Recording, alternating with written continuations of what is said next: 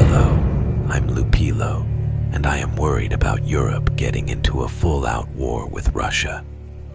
To cite Joseph Borrell, a high-intensity conventional war in Europe is no longer a fantasy. Come with me into Ukraine. Experts worry the war in Ukraine could spread to a wider conflict in Europe.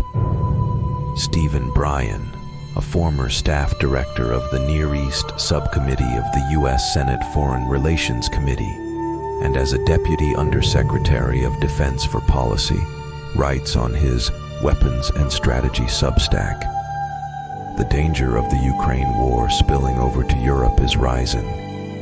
The risk of a European war has never been so high. The general consensus among military experts is that Ukraine is slowly but inexorably losing the war against Russia." But what does that mean? On its face, Ukraine does not have enough soldiers to continue fighting the Russians for much longer. The burn rate for Ukraine is in the hundreds per day, and battles are nowadays normally described as meat grinders because of the high number of casualties. Russia has a large reserve of trained fighting men, estimated at around 500,000. Ukraine has almost no reserves that have not already been deployed. Even so, Russia's endgame strategy is murky. Sometimes the Russians say they want to create a buffer zone to protect Russian territory from attack. However, the introduction of long-range ballistic and cruise missiles rules out a buffer zone unless it reaches almost to the Dnieper River. Even then, a buffer zone does not protect Zaporizhia or Crimea. NATO is now introducing F-16s to Ukraine, which reportedly will operate from Romanian airfields. They will be equipped with long-range JAS-SM cruise missiles and AEM-120 air-to-air missiles.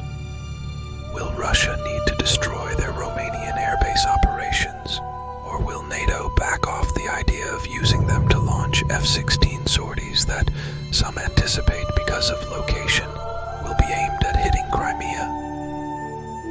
Crimea is ultra-sensitive to Russia. Recently, Ukraine has launched heavy salvos of long-range missiles at Crimean targets, including airfields and harbors, especially at Sevastopol. It is believed it will soon, once again, attempt to destroy the Kerch Bridge. Most of these missiles have been supplied by NATO, mostly American, and all of them are given targets based on NATO-supplied coordinates.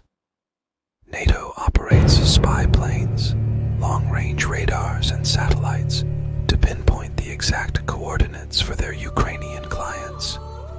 The Russians, depending on air defenses to try and ward off most of the damage, have kept fairly quiet about these attacks. Crimea attacks have no actual military purpose because Ukraine lacks the ground forces needed to fight a battle there. The idea is to humiliate the Russians, but the likely result may be the reverse.